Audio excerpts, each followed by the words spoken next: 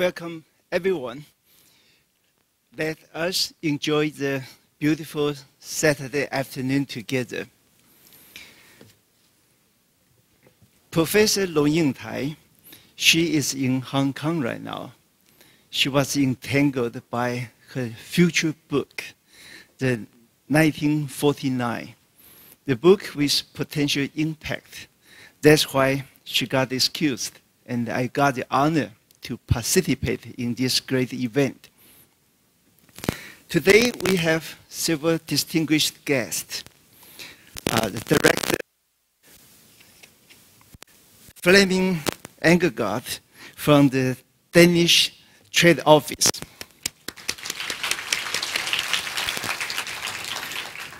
Professor Yu Keqiang from National Jiao Tong University. And Professor Yan Zhengsheng from National Zhengzhi University.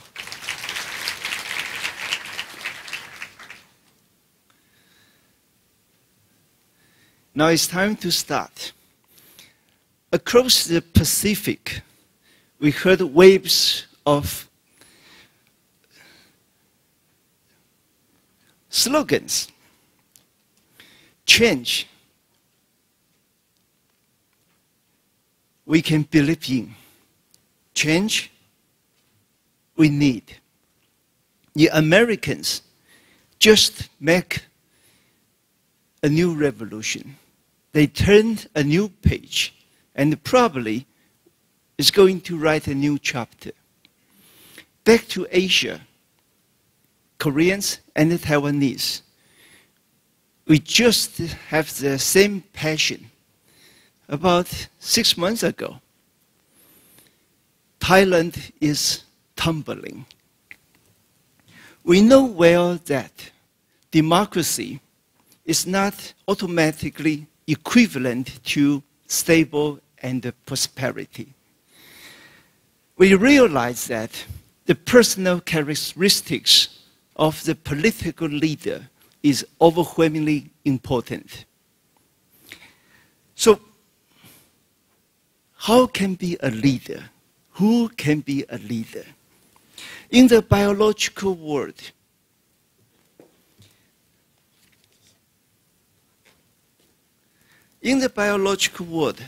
there is a wider spectrum of answer. In the hot and humid summer, the individual amoeba cells of the slime mold, they crawl among the soil particles, enjoy the juicy bacterial food. But once the food is depleted, they eagerly searching for a leader. The cell, which can emit the strongest chemical, become the center of aggregation. Chemicals, odors, are common choice to become the leader. Muscles and the body size can be the alternatives in the animal kingdom. Usually, single characters determines who can be the leader. But in the human beings, it's much complicated. It's a combination of various factors. And the cultural background determines the percentage of the combination. Taiwan and China, we share the same cultural background. We had similar scenarios of the nation forming. We have been part of China or closely related. We have been occupied by the Japanese. We become the frontier of confronting the communism. And we struggling for freedom. Both of us are admired as the models of democracy. But once we turn the historical book, open the chapters, there are some keywords jumping out. We found it's so sad. These keywords are always so negative. Military, dictatorship, erosion, cheating, incapable, and corruption. Many of us are tired of expecting heroic leaders. Ironically, at the moment of necessity, the global crisis of energy, environment, and economics are getting intense. And in this region, the political tension has not been eased. Many of us are asking, what is democracy again? The yellow-shirted crowds in Bangkok, they are asking the same question. So I think this is the background of today's gathering. A wise man, Dr. Samuel Lee, came from Korea. He is going to deliver a talk why we are here, where we are. Let's welcome Dr. Samuel Lee.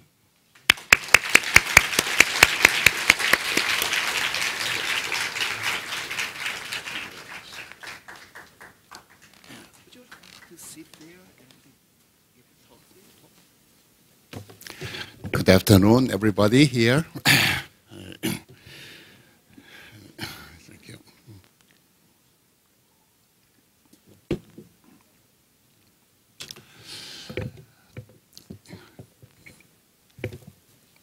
It is really my great honor and privilege to be invited to speak at this distinguished and very significant media tech lectures in Taiwan.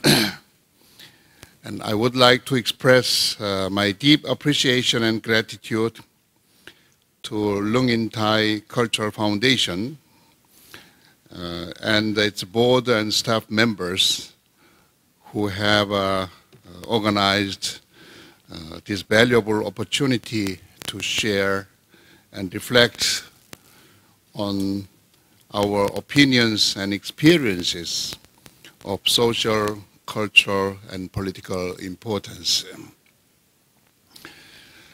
Last year, Professor Lung In Thai was invited to Seoul, Korea by my office, Korean National Commission for UNESCO, to speak at the International Conference on historical reconciliation of East Asian countries, Korea, Japan, China, and Taiwan, learning from the experiences of European countries like Germany, France, and Poland after Second World War. As you all know, our Northeast Asian countries have not established peaceful relations and also have not overcome the historical confrontations and achieved reconciliation, especially between Korea and Japan. Every year we are disputing about the textbook affairs, and this year has been also very worst cases that because Japanese Ministry of Education has accepted very much manipulated and falsified historical textbook against which Korean government and people have largely protested.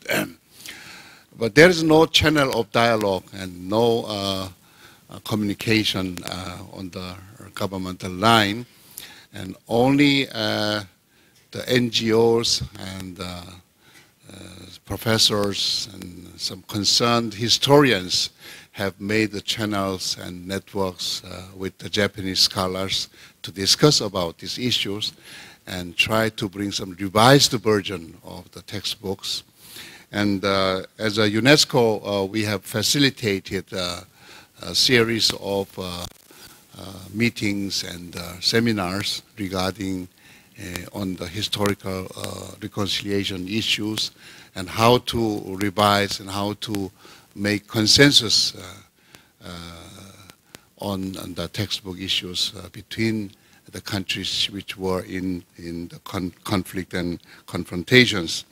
And Professor Lung In-tai has come and given us a wonderful lecture and then shared her experiences in this region. So we were all very much impressed and inspired by her contributions. I had quite intensive talks with Professor Lung In-tai at the time, and we felt the necessity of creating more frequent opportunities and forums of meeting and dialogue between the people and intellectuals of Northeast Asian countries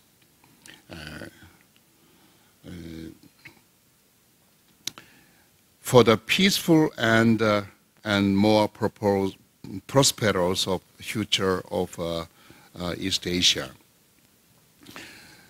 So I'm very grateful for her ideas and initiatives of this wonderful meeting to reflect on our historical problems of democracy and human rights and justice and peace in our country and also in our region.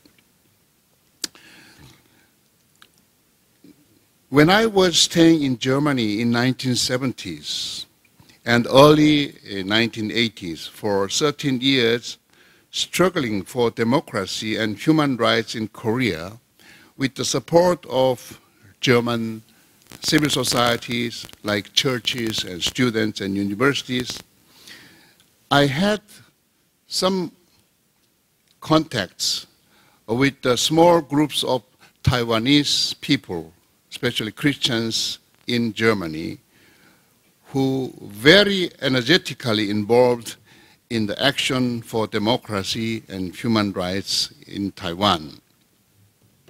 I could meet a Taiwanese pastor several times a year and hear about the situations in Taiwan at the time. So I happened to know about the suppression of human rights and tortures, surveillances to those involved for freedom and human rights in Taiwan.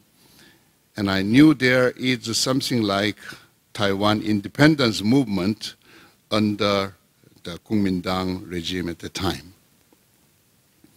So we could share our some sympathy and solidarity because I was also struggling to campaign for freedom and democracy in Korea at the time toward the German public people and Christians there. Often we spoke together to German Christian public, appealing support and prayer for human rights and justice and peace in Korea and Taiwan and also in Japan for the Korean minority people who are suffering in Japan. At the time, I could not come back to Korea because I was already on the blacklist of Korean intelligence, CIA, since I have been involved in the democratic movement among the overseas Koreans while I was in Germany in the 70s. But in the year of 1980, I could visit Japan and Taiwan, and I visited then the Taiwan Theological Seminary in Tainan and meeting many professors who were involved in human rights issues at the time. And I visited also Kaohsiung to meet those young people of demonstrations, and I heard of their stories of suffering from surveillances and also suppressions. I have learned at the time Taiwan and South Korea share the same political situations and also historical background. As our moderator has said just now, in 1950s, when I was a young schoolboy, Taiwan was the nearest country to South Korea and ally, because we had very common enemy, the Red Communist China and North Korea. At the time, we called from South Korea, Taiwan as Free China. So unification under the flag of freedom. So one China and one Korea was our common goal and purpose of solidarity and cooperations. I remember they having much more exchanges at the time, visiting each other at the time than now. So we were told and educated to fight against the Communist China and North Korea together with the support of USA and Japan. Both countries had been suffering from Japanese colonialism in the first half of the 20th century, but have been liberated from Japanese imperial rules at the end of Second World War because of Japanese capitulation. However, we were soon divided by the ideological conflict between East and West, communism and free capitalism.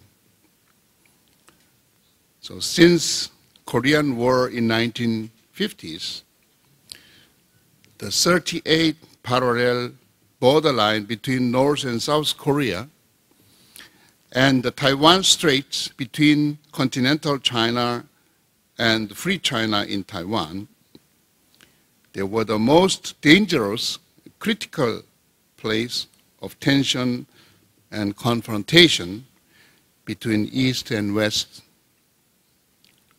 where eventually the most dangerous Third World War might happen, which could lead to the nuclear war of total destructions. In this situation of national division and insecurity, war-like situations, the political regime in both sides grew to be more and more authoritarian and dictatorial, and destroyed the minimal condition of liberal democracy, suppressed the freedom of press and association, and manipulated elections and fabricated arbitrary constitution to perpetuate the political power and control over the people. And you know all very well how it developed in Taiwan.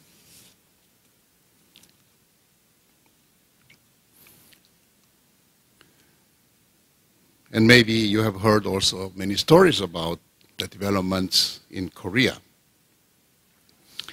This year, 2008, is quite important to remember for us 60 years anniversary of independence and division in Korea, maybe also in Taiwan.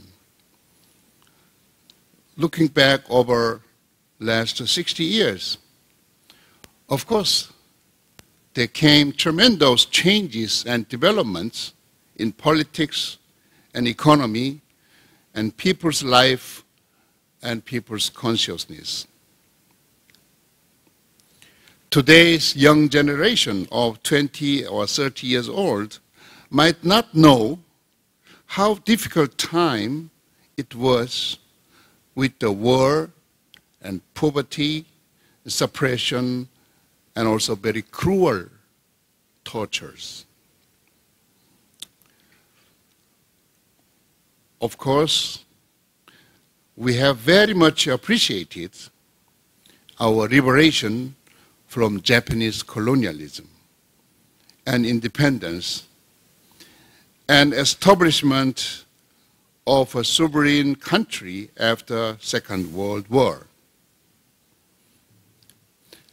And especially we in South Korea, maybe in Taiwan also, were very much proud of our freedom and democracy, which North Korea and Communist China could not enjoy or observe. However, the political regimes and political parties gradually became dictatorial and oppressive and destroyed the rules and laws of parliamentary democracy and strengthened the police and military and the secret services like CIA through information and intelligence mechanisms, manipulated the press and mass media to influence public opinion and also punish and torture the opposition and also dissidents.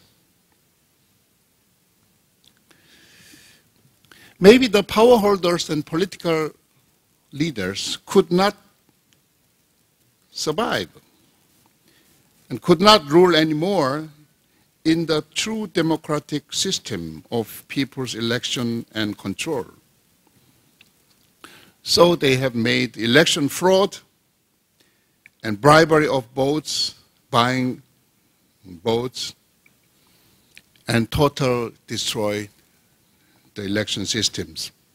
I can tell you many, many stories. Maybe you may have seen, also heard the press in the 1950s and 60s. I joined the April Revolution, Student Revolution 1960, as a second year of university student. I was 19 years old at the time. But we have heard of many, many stories through the newspapers. Whenever the election came, then many, many irregularities and fraud came.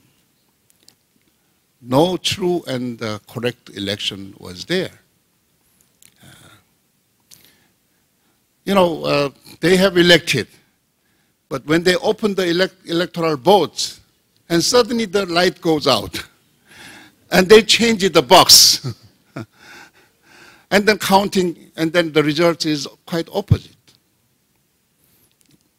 Once in 1957 or 8, Syngman Rhee's government, at first it was not that case, but even the second also. But he has prolonged third time and fourth time, at last could not enjoy the popular support. And that if they have counted the votes correctly, then he should have lost position. But later on we heard the stories how they collected, how they counted the votes. Syngman Rhee and the opposition party Jo Bong-am was very progressive one. And in some electoral groups, and the people have witnessed later on, they have collected 100 votes together, and then for Syngman Rhee, or 100 for Jo Bong-am, and they have, because of so many thousand, 100,000 votes. So, but those who have counted made that the opposition party has 98 votes here, and only one and here with the Syngman Rhee's vote, and they have counted all the 100 to Syngman Rhee. But they have confessed that later on they could not find even the 2 votes which will cover this 98 votes, But still, Syngman Rhee has won. And that story has been informed and told. And how can the young people and students can endure that? So the demonstration came and then shouting that re-election and new election. We cannot trust these elections. And so it has spread out. And on the morning of 19th April, it was Tuesday morning, so I went to the first class at 9 o'clock. I studied philosophy, so the existential philosophy was the first lesson. And then soon after the lecture was opened, and then some seniors came in and we have to go out to demonstrate. So we have stopped the lessons and went out. And then people gathered, and then police came and tear gas, and we were beaten. But more and more students gathered. We went to street, and then break through to the police line and up to the presidential house. So it was about 12 o'clock on that day. And I had a full of stones in my pocket, and then stone, and then I lost one of my shoes there, and with the bare foot, so run, and but around 12 o'clock, so we heard that gun shooting from the military police. So I have seen some dozen students have been killed there, and then we had to run away. But it was not the end, and then more people gathered and shouting that the gun should be stopped, and then so martial law came, but the public opinion was more and more against the government. And then 1 week later, the professors have started to demonstrate also, supporting the student demonstrations. And then many intellectual groups and have continued to signing the statements and demonstrations. And then there was finally split in the ruling parties. And the second man who was elected through this fraud as a vice president, Lee Gi-bong, has made suicide. The whole family killed themselves. And then Sung Man-rhee had to resign. So we did not expect that we could change the government at the time. It was, we shouted only for the re-election. The election must be done. And then maybe Sung Man-rhee could be re-elected, but the second man must go out. So, but it has developed, of course, and then gradually brought to the revolutionary situations.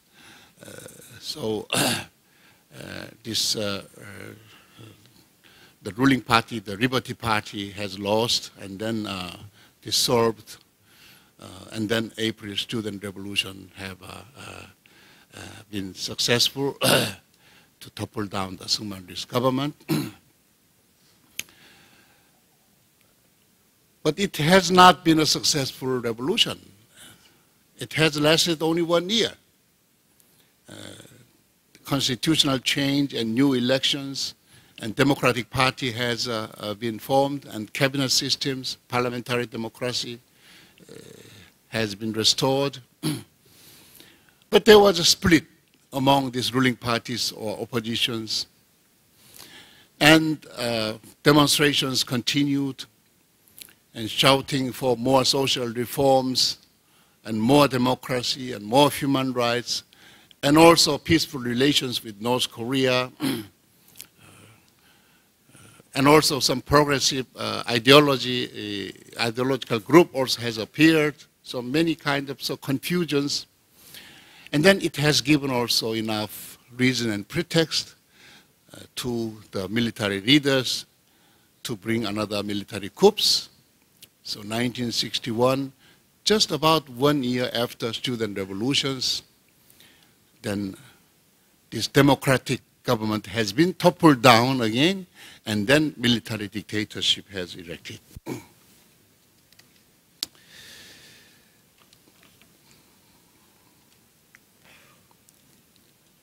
So you know the chronicle stories, how it has developed. These military coups led by General Park Chung-hee has established the Republican Party as a ruling party, and he has served as a civilian president 18 years long, until he has been assassinated 1979. If General Park Chung-hee, because maybe if he had served only 2 terms, as the Constitution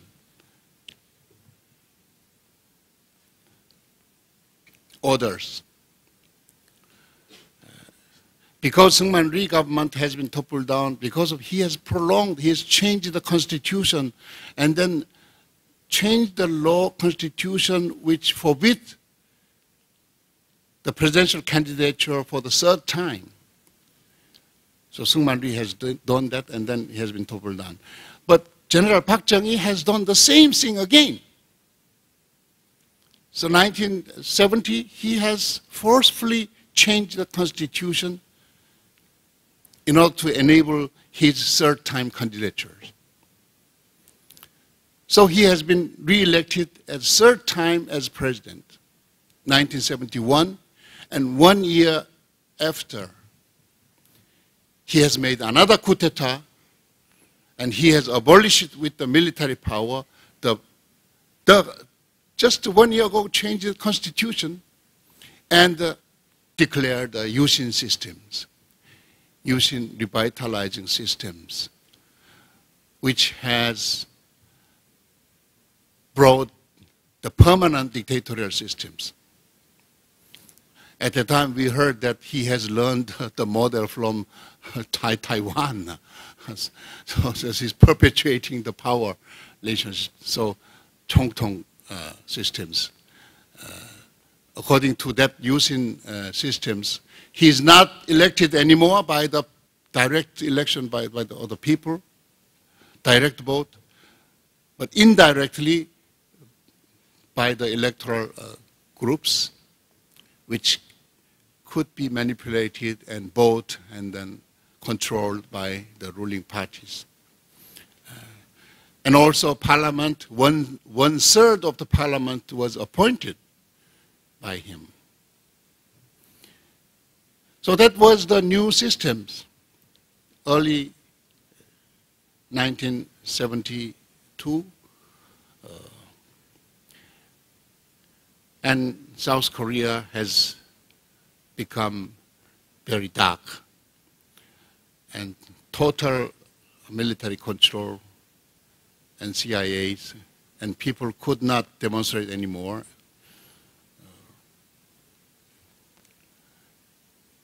In January 1973, he has given special presidential decree. Those who criticized this constitution should be jailed to the 15 years punishment jail. So there was small meeting of Christian pastors who prayed for the democracy, and they were all caught and brought into the jail and sentenced to the 15 years jail. So it was very dark. And we could not expect any more demonstration from inside because of this total control, military, police, CIA, and manipulation, and press.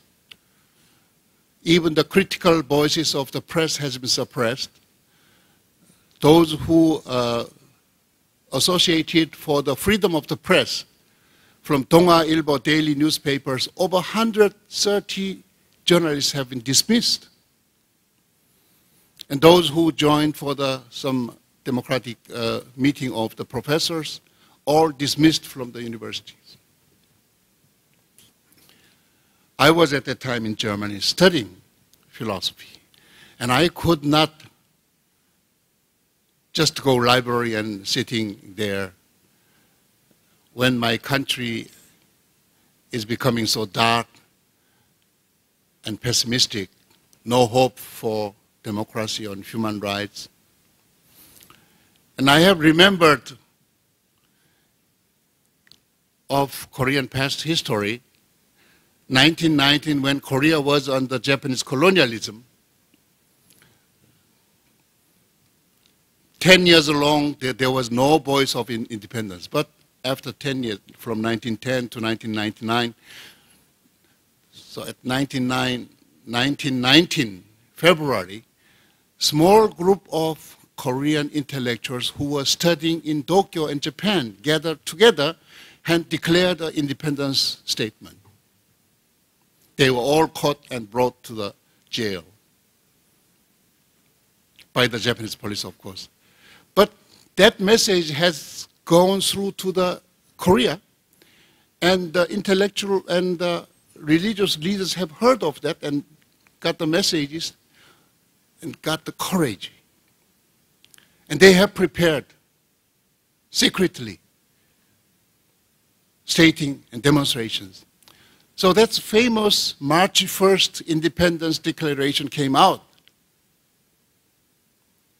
with the sign of 33 religious and intellectual leaders at the time. So it has given a historical moment to give stimulations and courages to the people. Let us stand up against the Japanese colonialism. So the demonstration has been spread out. I have been professor of Sungsil University, but at the time Sungsil University was in Pyongyang, and then university students have taken the Korean flag and then demonstrated. They were all killed and caught, and then university was closed down.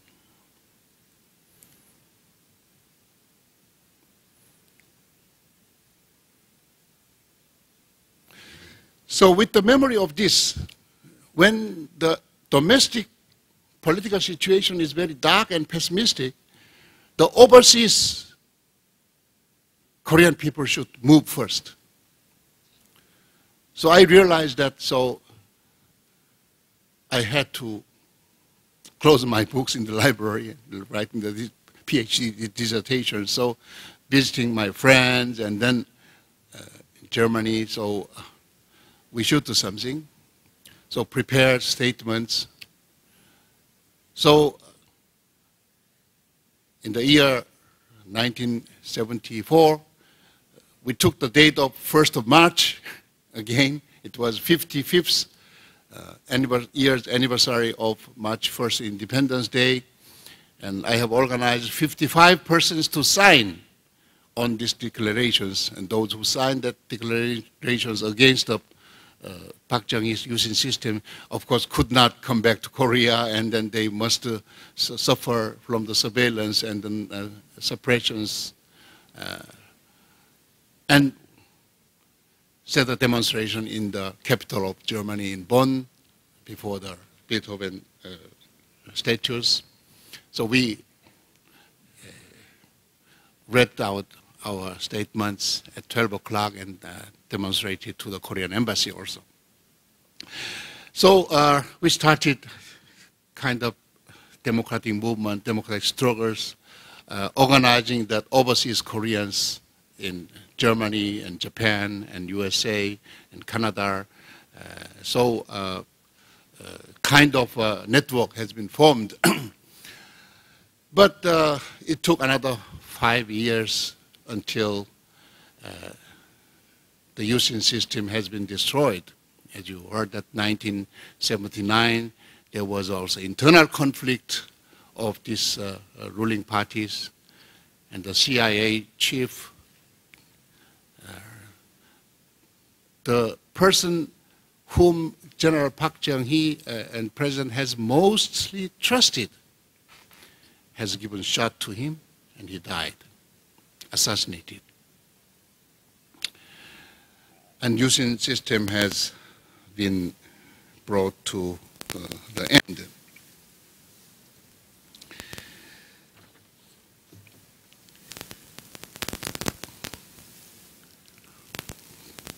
We thought that democratic victory will come soon. So there was a spring of, that was 1979, October 26, and then December, and then early 1980, there was a big rising up of the students and then civil societies for democracy. So we believe that now Yushin system has gone and then real, true democracy can be realized. You remember that in May there came another coups by Chun Doo-han groups, military groups. May 18, in order to break down the demonstrations in Gwangju, the military troops have massacred over 1,000 people in Gwangju. And that tragedy in Gwangju 1980 has given another impetus, another stimulations to the people of Korea. And then democratic movement and demonstration have spread out. Even though General Chun Doo-han has become another dictatorial president and have built the Fifth Republic, but the democratic consciousness and movement and civil society have grown up. And at the time I returned to Korea to be a professor of a university, and I have seen that in my campus,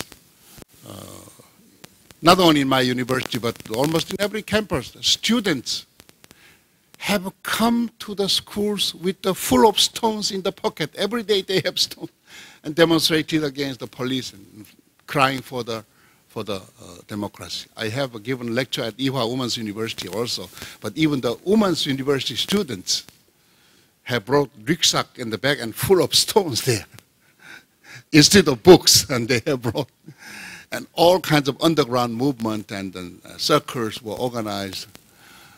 That was the 1980s, several years. And finally, 1987, June 10, there was popular demonstrations of all people. And this June revolution, we say another people's demonstration revolutions, really forced the military dictators to end their despotic rule and constitution and restore the political freedom and rights of people to elect the president directly and organizing parties, which had been suppressed since the military coup of 1961. So it has taken 26 years again to restore this minimum condition of parliamentary democracy for Korean people. So many people have been punished. So many people have been dismissed. So many people have been arrested, even many executed and killed.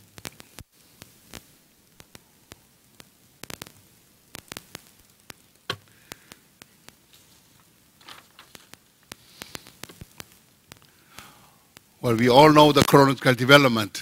Since this popular people's revolution based on the civil society in 1987, it has passed already over 20 years.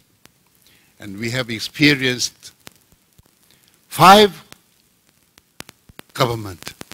presidents elected directly by the people. But the first one, President 1988, after this constitutional change, was not a civilian but another military man, Roh Tae-woo. Well, at the time, we have appealed that opposition party must unite, and especially the Kim Dae-jung and Kim Young-sam must unite. I have signed also on that declaration. So otherwise, we will lose.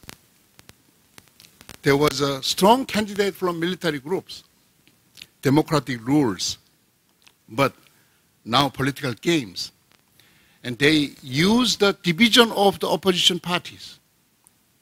So they have encouraged both Kim to come out. We said, no, if the both Kims are coming, then we will lose. So that division, that's a divided rule. But they didn't listen. 2 Kims did not listen. So they said that I will win, I will win. Kim Young-sam representing the eastern part of South Korea, and Kim Dae-jung representing the western part of South Korea. So the previous comrades and friends of democratic struggle have been split. So they fought against, so both candidatures, and they divided the election votes. How can they win? So the victory came to the successor of Chun Doo-hwan, the military general Roh Tae-woo. So we had to wait another 5 years. And then two Kims have candidated again, but one Kim has won. So Kim Young-sam became the president from 93 to 97. And another Kim also came as later as a president, Kim Dae-jung, also from 1998 to 2002. And from 2003, Roh Moo-hyun until this year, and then we have elected Lee Myung-bak as a fifth president.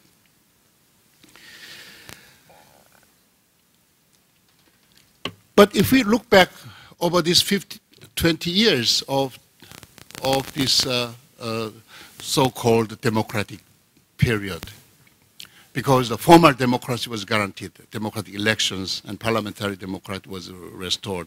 Even the substantial, there were many irregularities and then corruptions, but still what we wanted from the military rule in the 1960s, 70s was that restoring that the formal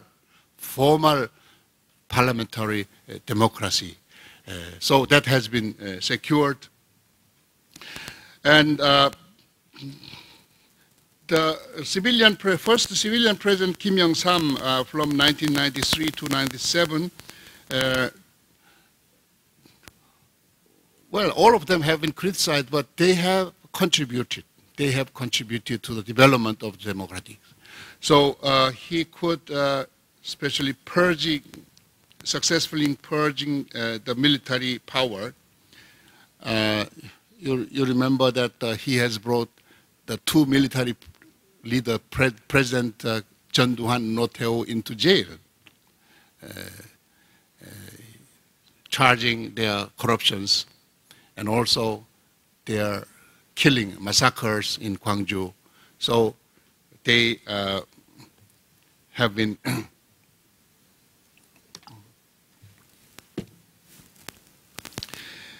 and also the Kim Young-sam's government has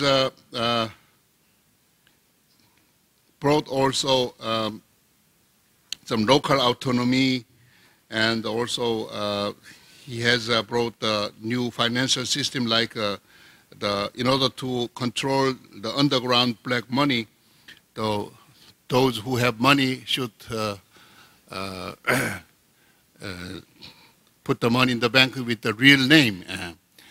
So we call it the real name system. So beforehand, they put all the money in the false name, so without pseudo names, they could keep. So the government or institution could not control the black money, but he changed that system. So it's kind of a development. And also, in the time of Kim Dae-jung's government, since 1998, he has developed some social welfare systems. Universal health insurances has been brought into practice. And especially his contribution was sunshine policy and improving the relationship with North Korea. And he has accomplished the first historical summit meeting between North and South Korea in the year 2000. Because of that, so he has received the Nobel Peace Prize next year. The last president, President Roh Moo-hyun, from 2003 to 2007, has been criticized quite much by the many groups. but his contribution lied in that rejecting the authoritarian rule, and he has changed many the ruling styles of the president. So he has tried to become nearer to the people. That, well, maybe just a gesture, but it has also brought some new atmosphere in democracy, and also especially transparency in electoral campaign. So this money business and then the bribery business in the election has been very much purified and cleared up. The problem in the election was that bribery. The poor people has received money from the candidates. But in this period, those who receive or pay the money for the electoral benefits should pay the penalty 50 times more than. So there has been cases. So this has really brought tremendous changes. So nowadays, at least we can say that that was the case last year, the presidential election also. The bribery and the buying the votes with the money has completely disappeared. Maybe some secret things is going on around, but I think we can say that comparing to our past history, this kind of purification of election behavior has been changed. So now we have a new government of President Lee Myung-bak, who is coming from some right-wing, some more conservative parties, and try to purge and change the previous government and policy, which has, according to him, been quite much left-wing, and then too much concession to North Korea. So he would like to change, but we will have to see what it comes. But there has been some kind of dialectical changes from right to left, and then, but gradually, I think the democracy has been improved in Korea.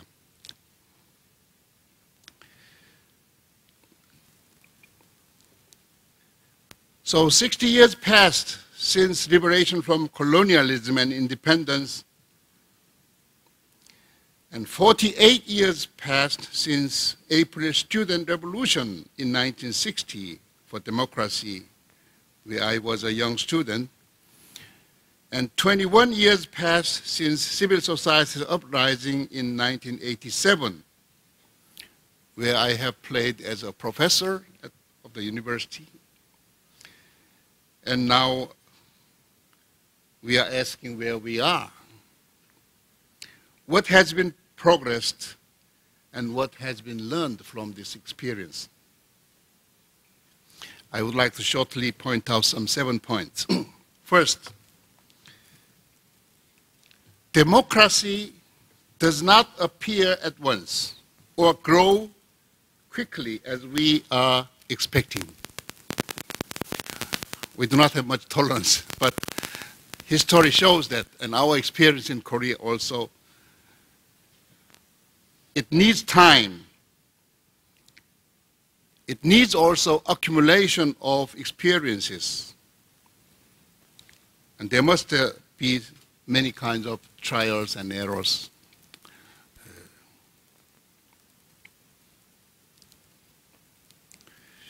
Democracy can grow very gradually together with the growth of democratic consciousness of the people. And this growth of consciousness is not coming very quickly. Secondly,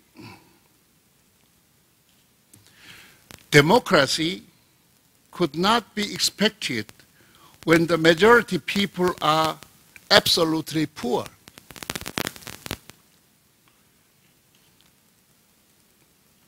The poorest people living under the existence minimum are very likely to be manipulated and bribed with the money and power. That was our experience in the 1950s and 60s. They are talking cynically, the poor people, when Democratic Opposition Party campaign elections. Democracy does not give us food or work. So what they want are the real substantial help and money, and this formal democracy they don't trust.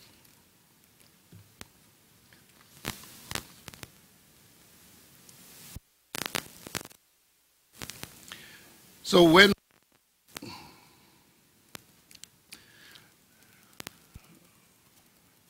GNP, gross national product, or per capita income was less than $100 or $200 in 1950s and 60s, we could not expect the political democracy be realized.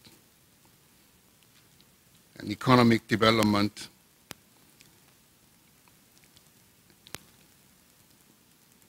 and expansion of the middle class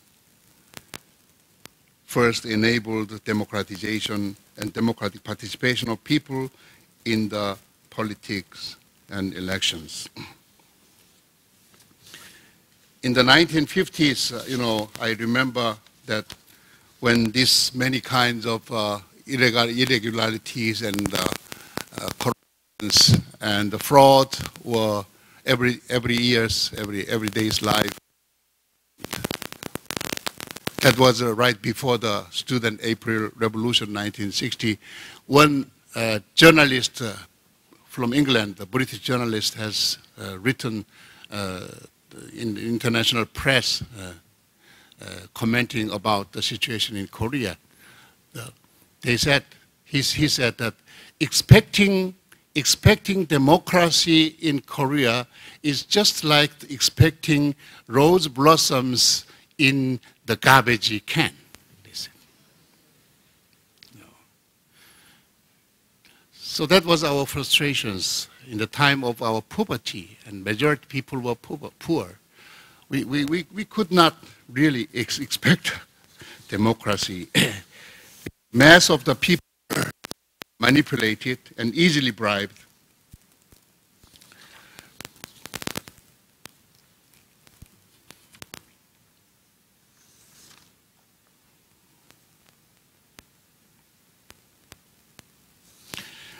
My third point is another condition of democracy is really peace and security. In the time of war and violence, conflict and tension, the political power usually are becoming dictatorial with the pretext of security and unity. So when the political ruler needs more power and authority, even they are instigating wars and tensions with neighbor countries. That was the case of Nazism and fascism, and also many of the developing countries, but we have experienced a similar phenomenon in our past histories. Both sides of divided Korea have remained long time as dictatorial authoritarian country with the excuse of security first policy. Even USA has supported our dictatorial regime with the same security reasons. I remember in 1970s, our democratic groups have appealed many times to US government, please don't support dictatorial government. And please help us to restore our human rights and democratic rules and get rid of the using dictatorial policies and systems and Park Chung-hee government. I visited myself Washington and then visited the US State Department and appealing these kinds of. You know what answer was? I can name now also the Minister of State Department, Kissinger, has said to us, the Secretary of State Department, US policy sets priority on security over human rights. That's what he said. Priority over security. Priority of security over the human rights. Because of the security problem, they cannot protect human rights or democracy.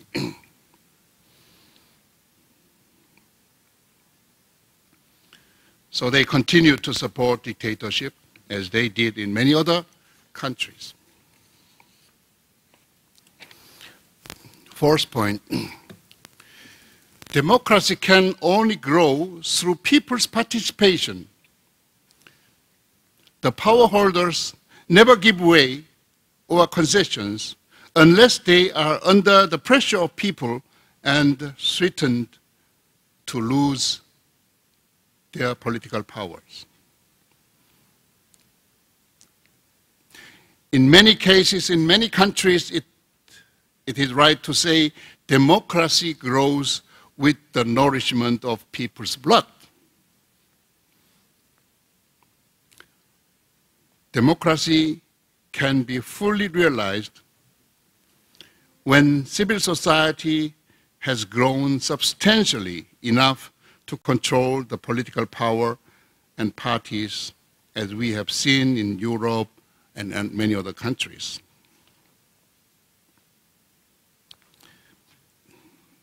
Number 5, however, when the civil society has grown and become influential enough to control the power, there is also danger of division and split of civil society according to their special interests regarding ideologies, regions, religious, and also economic situations. Now, in Korea, we are experiencing this danger of internal split and conflict between new right-wing and new left-wing, according to their provincial religious affiliations. Even the bus drivers are against the taxi drivers. So in many ways, the blind men want to monopolize their massage rights. So many kinds of division and split. But this is very natural development of civil society that appears in every country's historical progress. Diversification and differentiations of class and social groups, interests, and professional unions is quite normal development. However, there should be built the reasonable structure and reasonable mechanism of negotiating and solving the different interests and conflicts. Otherwise, continued conflicts, demonstrations, instabilities can bring another danger of another dictatorship. That's what we are worrying about.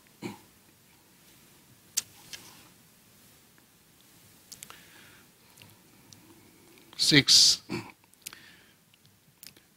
democratization is a long process of progress which starts with the political democracy, but it should develop step by step toward the social economic democracy and also toward the cultural democracy. The movements for civil and political rights, freedom of press and association and union, and movements for the rights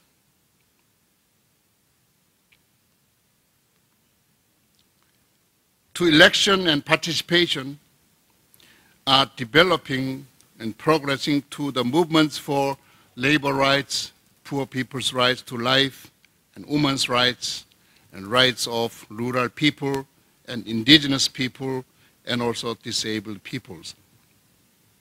In this regard, the task of democratization is still enormous and needs many kinds of social transformation and changes which should be continued and struggled. Even in Korea now, the 5 presidents have been elected democratically and kept the democratic constitution and order, but the goals of social, economic democracy is far from being achieved or realized. That is my evaluations. My last point is democracy in Korea can be fully realized only when South and North Korea can achieve the peaceful unification or establish a peace system, ending the ceasefire status of unstable division. Cold War era has passed away in the international scenery and politics, but the Korean Peninsula has not yet been prepared to cross over the shadow of the Cold War and establish a system of the peaceful coexistence of North and South Korea, and promote the culture of peace through dialogue and trust and reconciliation and cooperation. There has been some progress. There has been some summit meetings. But still,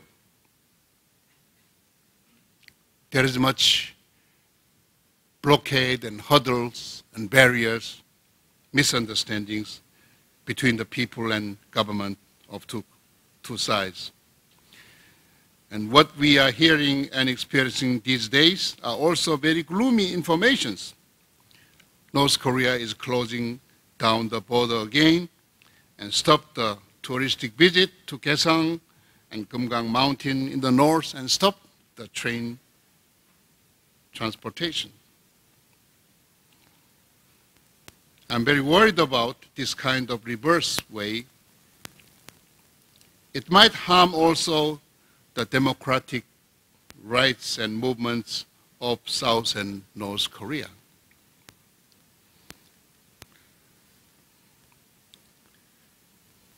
So this is why we need peace and progress of peaceful relations between divided and hostile countries.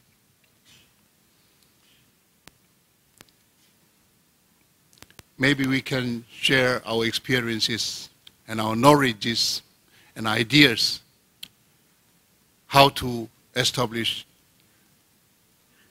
the long-lasting, sustainable peace between our divided countries. So in this regard, I hope Taiwan and China can show us also the way of improving peace and security and wisdom of peaceful coexistence and reconciliation for our Northeast Asia and also for Korean Peninsula. Thank you very much.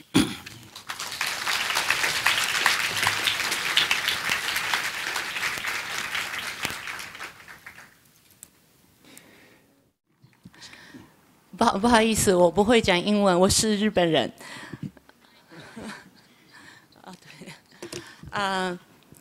我是日本人，然后我先生是在韩国出生长大的中国人，他是华侨。那我们两个来到台湾之后，结婚生孩子，那孩子是新台湾人，所以呢，我们非常的希望东北亚的安定、和平和共存。那现在我们很多外国人非常好奇，也非常关心的是，之前在那个美国禁果牛肉政策的时候的那个韩国的 netizen 的那个潮流。那个 netizen 是在台湾、日本所没有呈现过的一种民主的一种展现。那我不晓得那个作为一位民主活动的大前辈，李博士觉得怎么看待这个内基准的存在？他们是暂时的一种民主的一种暂时的一个呈现吗？还是它是将来会成为一个韩国的民主的一种潮流吗？还是它还是一种我们去韩国的时候也有听过一些内基准里面的种种危险的地方，或是就是也有一些里面种种就是看不到的一些危险的地方。那我希望就是李博士怎么看待他有怎么样的意见想法？谢谢。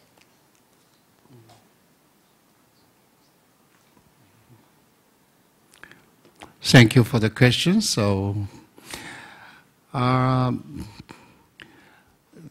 this demonstration has lasted quite long. You may have observed in the television report that almost 2.5, 3 months long, and from last, I think May, June, and early July. So every night, candle demonstrations. But it has started with a small group of young people, young students. They have connected through the internet that now President Lee Myung-bak has signed the import agreement with the U.S. Without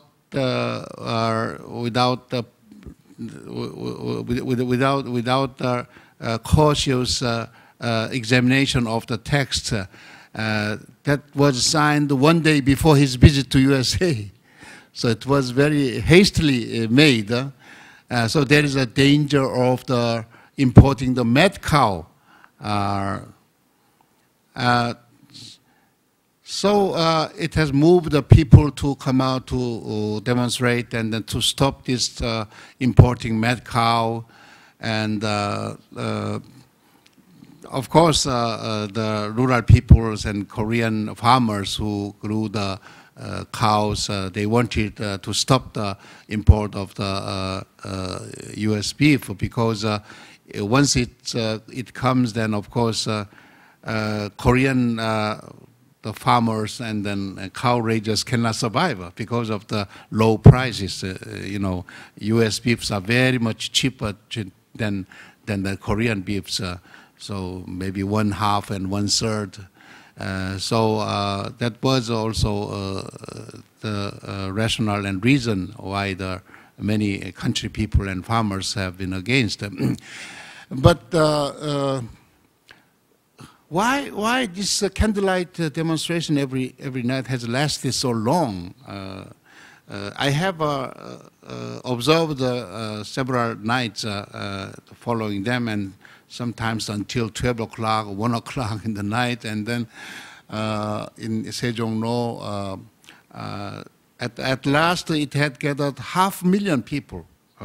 So finally the President Lee Myung-bak has given way, and then concessions, and then ordered his staff to change the agreements a little bit. So not stopping the import, but the regulations, that the inspection over the mad cow has been strengthened in the revised agreement. And U.S.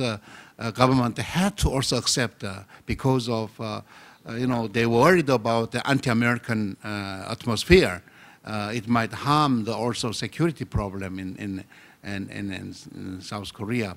But I found that the majority of the people who joined the demonstrations were not just because of this mad cow problem. If you observe that the series of demonstrations and then the paroles and their appeals during these candlelight demonstrations, it was not only against the American beefs, but against very conservative policy of President Lee Myung-bak.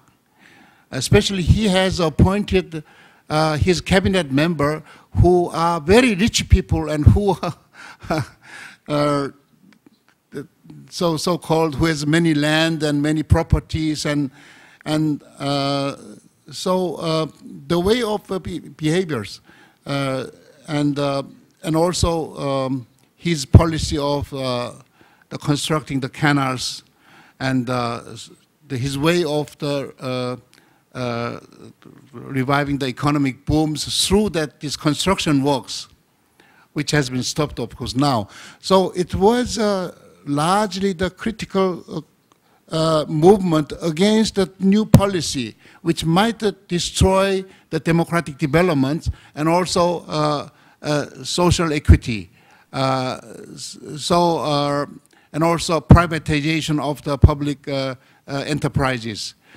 So it was more or less the growth of the civil society who are in the position to criticize this too rapidly changing the policies into the right wings. So I think we have to observe this scenery with many different perspectives.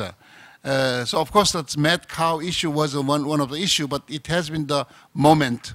It has given the stimulations, but these continued demonstrations was not only against this mad cow or import of U.S. And after that, you have seen that once the American beefs have come in, and then they all were in long line to buy this cheap meat and beefs. And we know that we have to accept eating U.S. meats when we are exporting so many Korean cars to the Americans. So that is FTA, and this is the globalized world that if we have to sell something ours, and we have to also buy something from others. So I think this is not so crucial problem, I think, in Korea. Thank you. 我想问的是那个美国禁果牛肉不是美国禁果牛肉本身的事情，是那个 netizen 的事情，所谓的那个网络市民的 title 的部分。那它是以后也是常态性的民主化的一种力量吗？还是这次的暂时的一个过程吗？我想问的是这个部分，请教一下。Oh yes, you have pointed out very important points, of course. We were all very surprised at how can quickly this million people, 500,000 people have been gathered. Of course, there was television and news information spread, but the internet has played a great role. And you know that the Koreans are very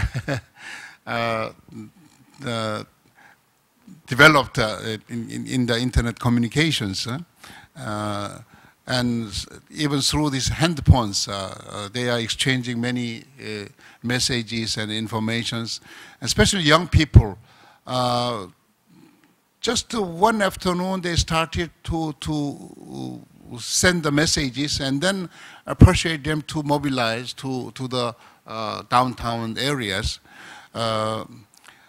And also, of course, this critical consciousness is being very rapidly spread through this internet. And also some misinformations also. So we are worrying about that it can be also misused. It can be also misused. Maybe the ruling power can also use that for the manipulation of the people in the later on. But once it's spread to the popular people, then the individual person can judge whether it's wrong information or distorted informations. But you are right that it has contributed a great deal to the development of democracy in Korea. And not only these cases, but last two elections, especially the presidential election, when we look back, that this digital mechanism and the internet has played a great roles. And the former President Roh Moo-hyun has utilized that very wisely and has brought him to staying in the power. Yeah. The question here is, if the President Lee Myung-bak takes the tough attitude toward the Northern Korea as he planned, how much will that affect the future of the Eastern Asia? And the peace education you propose, will that be affected also? Yes, this is very hot question and controversial problems now which we are facing in Korea. Since President Lee Myung-bak has taken the job of president, and he has shown some reservations and resentment to the policy of the former president. So crucial thing was that he will not continue the policy and declarations agreed between the former president and Kim Jong-il.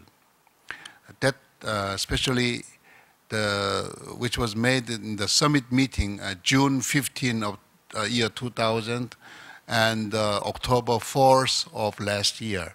So between the President Kim Dae-jung, Kim Jong-il, and then Roh Moo-hyun and Kim Jong-il. And that has given rational and reason to Kim Jong-il and North Korea to object and refuse any proposal from South Korea. So, and the situation has been worsened. And last July, I just visited Pyongyang, and then during that time, this the killing of Korean woman tourist in Kumgang Mountain has happened. It has never happened that way. The tourists were secure, their security was guaranteed. But in the North Korean area, in the early morning, around 4 or 5 o'clock, it was a little dark, but one Korean woman tourist has entered in the area of North Korean armies, and the North Korean soldier shouted, "Stop!" and then she ran, and then be shot to death. So this case has brought really the freezing of this Kumgang Mountain tourism project. So it has been stopped a few months ago, and now they are closing also Kaesong industrial tourism to Kaesong City also. So we all know that that's kind of revenge actions from North Korea to this regime. But this Lee Myung-bak regime is now little bit trembling, and within that ruling party also there is critical voices. So sooner or later he should change. He should accept the agreement between made with the former president. But the ministers and the president Lee Myung-bak is now hesitating to accept that, and would like to continue some tough policy. And we would not just give the concession and give way to the claims of North Korea. And their theory is that unless North Korea stops the nuclear arms, then we will not support anymore. So long as they disable the nuclear development, then we will continue. Well, that was this hardline policy, but we do not know when this new U.S. President Obama comes, and then he's initiating some direct talks with Kim Jong-il, and then try to go to normalization of the relationships, and of course there is some worry that South Korea might be excluded from that process. And some kind of isolations, and then that's kind of some diplomatic games. And but six-party talks will be continued, and the U.S. cannot go alone without cooperation South Korea. So I think this can be some dangerous things, but that can be some kind of temporary worries. And in the long run, I think South Korean government will have to follow the peaceful relationship line, which has been taken by former presidents, I think. Otherwise, we do not have any opportunity to building the peace in Korea. Thank you. Professor Yan, you have a question. Okay, my question is about your presentation and looking at the past of Korean's democracy and twice, okay, the constitutional amendments made by President Syngman Rhee and also Park Chung-hee to extend their terms. So since the 1980s, you only have one-term president.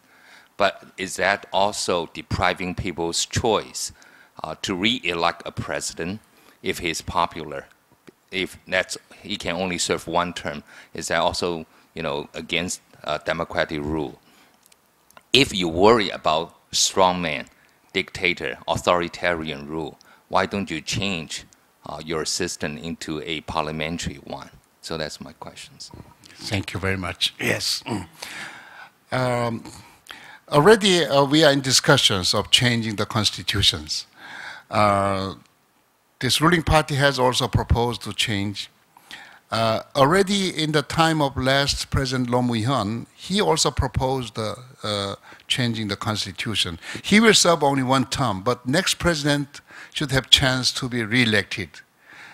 So bringing the former system that 4 years term and only one term more, so second term should be possible. So this totally 8 years like USA. So this this idea and this is very much favored by many groups. But still they are very much hesitating because we have suffered so much from these dictatorial rules, and any constitutional change might change the scenery and then bring some benefits to the ruling class and then people. It's not only that this second term, but the 5 years term does not fit with the 4 years term of parliamentary. The congressmen serve only 4 years and president 5 years. So this term, it does not fit. So so only the election continued, but the political stability is not guaranteed. Once we elect the president, then we have to support also his party also. But we elected president, and then Congress election is next year. Then the president has made many failure, and then his party is lost. So he cannot go steadily, stable policy with the support of his party. So the time of election for the president and congressmen should be at the same time. That is the consensus now. And then we do not know when it can be changed because of many the political problems now. But I think sooner or later it will be changed. So as you said, that's very rational and reasonable. And also this one term, restricting one term has come out of our past experiences. But now we have 20 years passed, so now we can improve and revise the constitutions. Yes, I think, but it depends on how they negotiate between the ruling party and the opposition parties. But now the public opinion and press and many intellectuals have supported that idea, changing their constitution. And also, I personally also support very much these cabinet systems, parliamentary democracy, because the president's, because of that the president has so strong power and monopolized all the powers. Even, Korean president has maybe the strongest power in the world. So he can name even the court judge and then the, parliament also in his control. So it should be changed. So the division of the power must be guaranteed.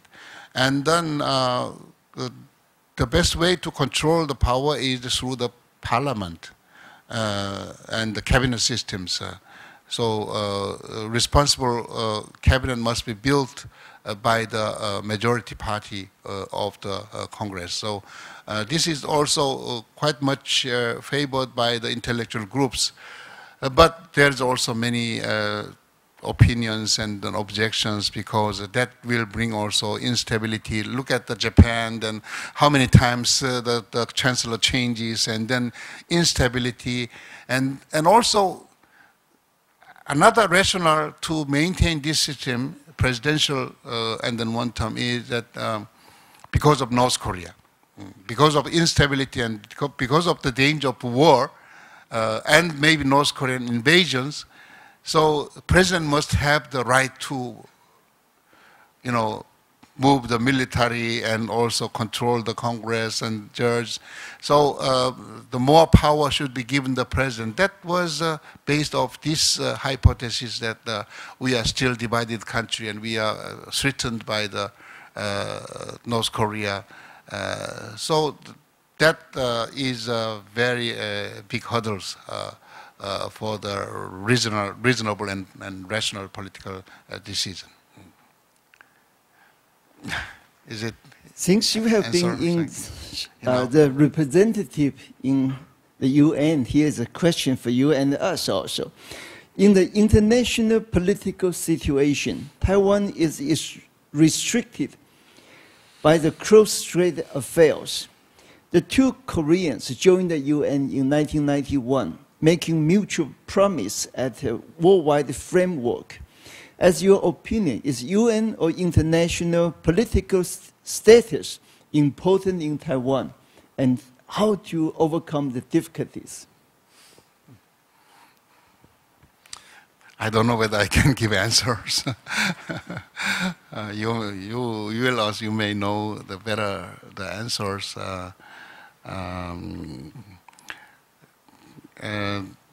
Of course, it depends on how you solve this problem with China.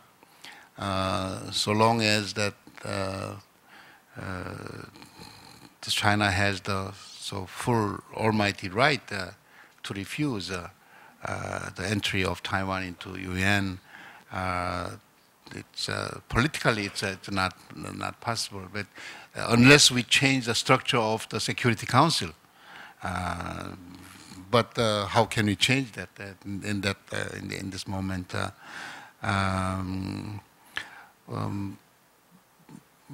But Korea has been also outside of the United Nations long time. Until 1991, it was a long time. So when I was a high school student, I visited once United Nations, and I couldn't see my flag, my country flag there. So I have wept, I cried also. Well, that I can understand that how you feel that when you are expelled from the United Nations. It's a sovereign country. But Korea could be the member of UNESCO, where I have worked as Secretary General. We entered the UNESCO 1950 already. A national commission was built in 1954, and later on, North Korea has entered also in the year of 1974. I don't know whether it's negotiable with China that there are many international organizations, WHO and then ILOs and then UNEP, UNDP. So for the climate change problem, development issues, we need to cooperations. We need to have partnerships, and we need to be responsible for the developing countries also. And if you are involved in also foreign aid and developing to help the countries, the poor countries, the Korea is now also trying to involve in this development work since our Mr. Ban Ki-moon has become the UN General Secretary. So if you propagate and then move forward to this kind of international responsibilities and then arenas. I don't know why it should not be possible to be member of the other UN organizations for the education and culture and health and also economic cooperations.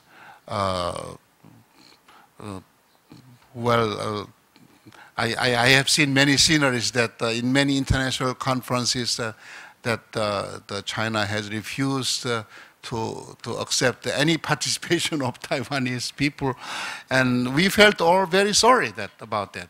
And I think if you claim these issues further in the international public opinions, I think there might be possible to bring some changes and enough pressure to China also to accept for the partnerships and participation of Taiwan, maybe. Thank you for the suggestion. Since the time is limited, I would like to invite 3 questions at the same time, and maybe Professor Samuel Lee will be able to answer those 3 questions. The first one, the gentleman. Yes. Good afternoon, Professor Samuel Lee. As we know, one of the obvious social differences between Taiwan and South Korea is that there is a much larger percent of a Korean population believing in Christianity. I wonder, does it have any influence on the process of Korean democratization? If yes, what is it and how does it work? And one question related is, what effects does KNCC have on the process of Korean democratization? Thank you. Okay. Religions question. The lady there, yes. You're the third. Okay. Yes, it's you. Your turn. Okay. Dr. Lee, you've touched on sort of the impulse of your current president to be a little bit unclear or unopen, not too open about the decisions that he's making. Given that lack of transparency, do you worry that there's an issue about the development of sort of a moderate party inside your country and how they could sort of show a way, a moderate way in the further development of democracy in South Korea? Okay, thank you. Question. Hello, Dr. Samuel Lee. I am a student from National Taiwan University, and right now I'm participating in the UNESCO conference. We are modeling for the United Nations, and I am a delegate of the United States of America. And we all know that you're a Secretary General of the Korean Commission of UNESCO, and we would like to hear from you about the suggestions for us as we're college students, and we would like to learn more about the current affairs happening around the world, and we would like you to give some directions about what kind of issues that is really important for us, our college students, to take more attention to. Thank you. Thank you very much. I'll begin with your question. So since I have been working as Secretary General of Korean National Commission for UNESCO, and during my time I have initiated also many international forums, especially youth meetings, international youth camps, and also with United Nations University in Tokyo together, we have organized a global seminar for the students of Northeast Asia every year in the summer. And we invited some 30 students from China and some 20 from Japan and Mongolia. And so we wanted to have some gathering and encounter among the students in the Northeast Asia to discuss about the peace issues and development issues. And we wanted to have also some delegates from Taiwan also. And sometimes we had and sometimes not. And then sometimes well, Chinese have protested, and but why not in kind of learning seminars? It's not the political organizations or meetings. So we have protested. So no, they should come as participants. So we have a struggle to include and accept the Taiwanese participations. So I think you can expand the possibility of participating in the international discussions through this kind of global international meetings and conferences. So I hope you continue to make efforts to involve in these international conferences and meetings. Yeah, I will work hard on that. Thank you. Okay, thank you. And I think your question will be about this of South Korean policy against the North, or this means that, well, transparency is important, but we even ourselves do not see much transparency in the policy of this present regime. Also, there must be some kind of games. I know that, and then what we hear is that in the long run, they will go to the way of the relating with North Korea and also improving the relationships. And once the USA, I think if this nuclear issues only, the disablement of nuclear issues is solved, I'm sure that the U.S. policy, even the Bush regime has also prophesied that they will normalize with the relationship with North Korea. They have already excluded the North Korea from the terrorist list. We hope that the Obama regime can bring further improvement. And then once the normalization between the USA and North Korea has been realized, an important thing is that lifting the economic sanction. Then there is the way to reviving the economy in North Korea. And in the future, I think South Korea will have to cooperate with North Korea economically. And we hope that sooner or later we can develop this relationship with North and then a peaceful coexistence according to the model of Germany in the 1970s. So then both recognizing each other and helping each other and cooperating. It will last maybe 10, 20 years more until we can realize our unification. But the final goal is our unification. We hope that can be landed softly and then without any kind of tumult or Chinese interventions, which we might worry in the future. But when the US or South Korea can be aggressive and then some kind of military interventions in North Korea come, then I think China will intervene also. So that's what we want to, we should avoid this kind of conflict. So you must be very cautious. I think last question is about the churches. Since I have been also involved in church work in National Council of Churches, and I have been also working several years as executive member of World Council of Churches, churches have played a great role in Korea, especially in South Korea. And I think the ratio of Christian population is one of the largest in Asia, because we over 30%, I think, between 25, 30%, but of the whole population are Christians. And we often question that how, well, in China it's very little, and even in India, which has been under the British colony, so over 300 years, but the Christian population is less than 3%. And how could it be possible that Korea could have some large population of Christian?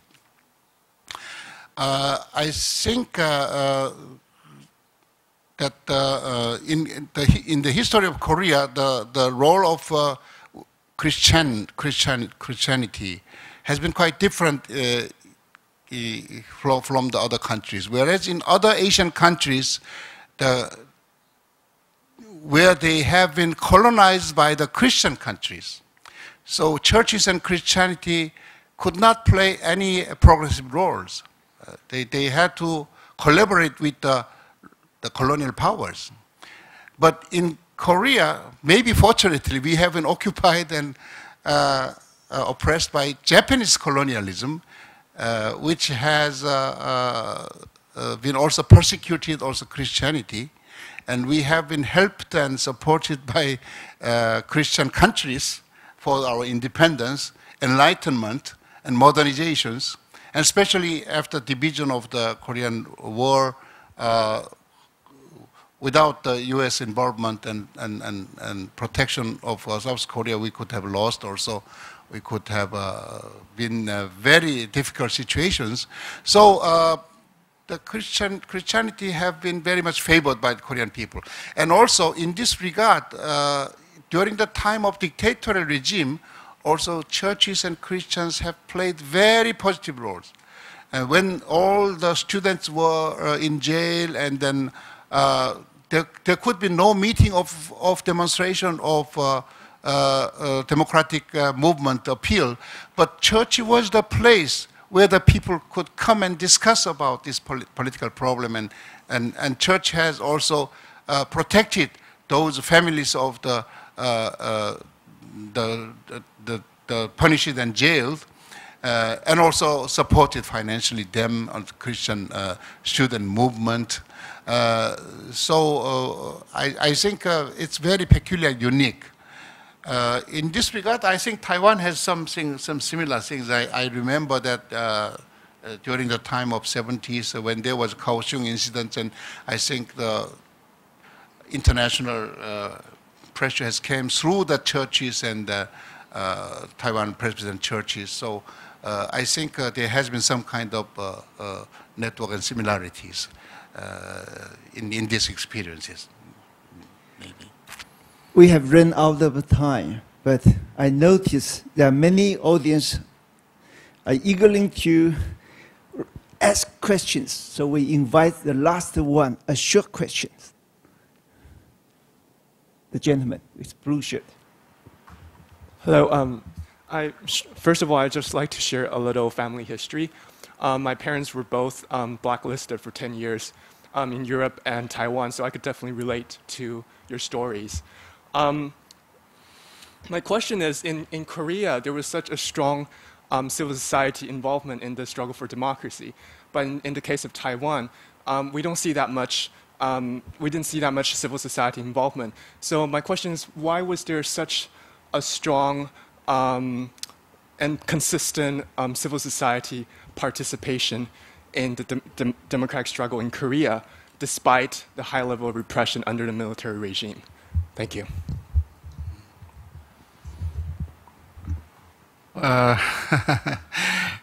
I cannot really good compare with the Taiwan case, but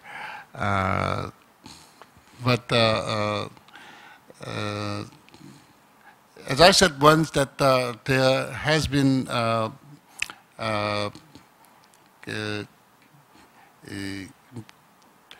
important groups like Christian churches, and student movement were very active.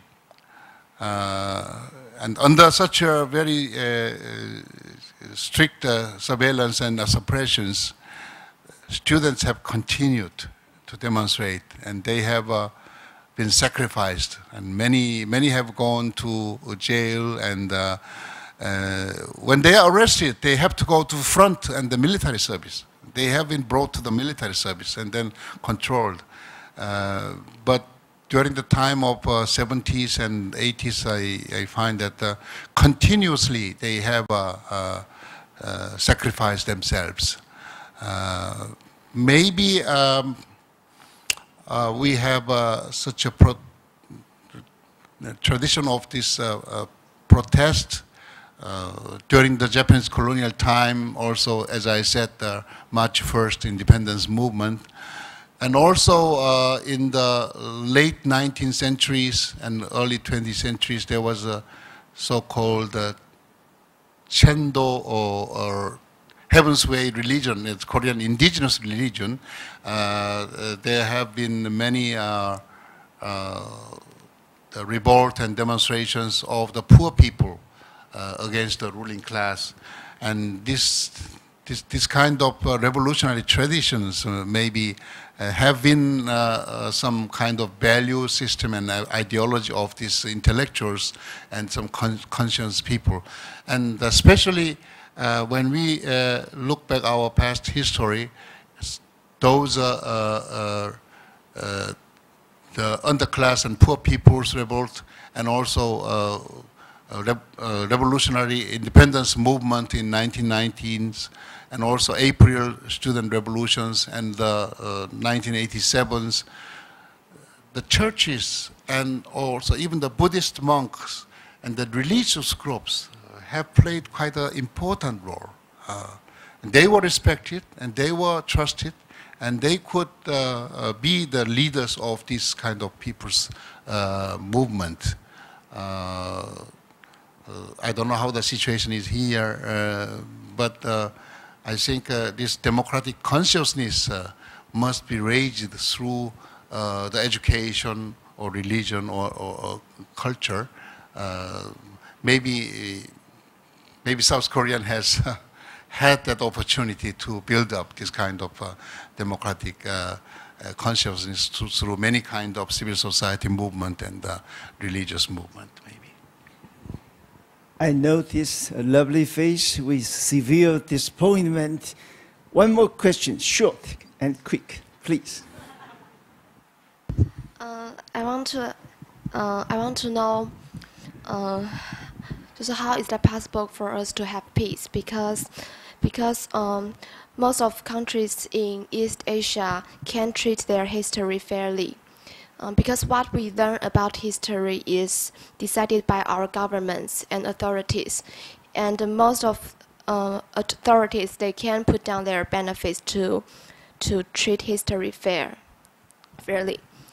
And I want to know that if those people who had ever suppressed people, tortured people, or massacred people, if they don't know how to regret, or their children don't know how to feel sorry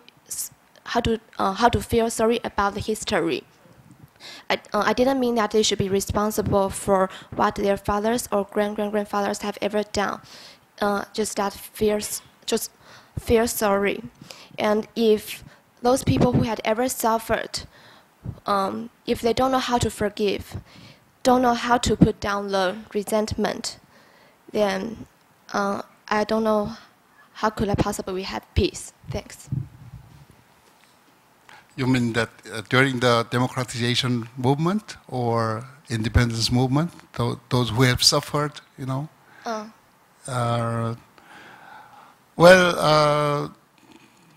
We have, especially in the past two presidential period, there has been a movement to compensation, to give compensation to those who have suffered and who have been sacrificed. And especially in Gwangju massacre, some over 1,000 people have been massacred and killed, and their families were left alone. So during the time of especially President Kim Dae-jung, who is coming from this region, Gwangju area, and has done a lot to compensate to the people, and then even so much financial support also. And Gwangju has received also quite a tremendous amount of funds to rebuild, and then they are now building that as a hub of the culture city, so museums and galleries, and so they are given so many privileges too. And that is the compensation for this city and then people. I think it is right that those who have suffered and sacrificed for the righteous things, for justice or democracy, I think they should be compensated. Their families must be. Also, as we to give the support and help for those families of who have been killed in the war and to protect the country's soldiers' families. So I think even those sacrificed people, because of their involvement for the justice and human rights and democratizations, must be given the opportunity to restore their rights and also recompensate. This is still the agenda which we are debating and discussing in our countries. There are many laws and then the decrees to give the help those sacrificed people. Yes. Since we have so many good questions are not able to be answered, they will be copied and put into Dr. Samuel Lee's baggage on the way back to Korea. You are able to read that as type of memory. Thank you for sharing the nice moment with us, and have a wonderful weekend. See you.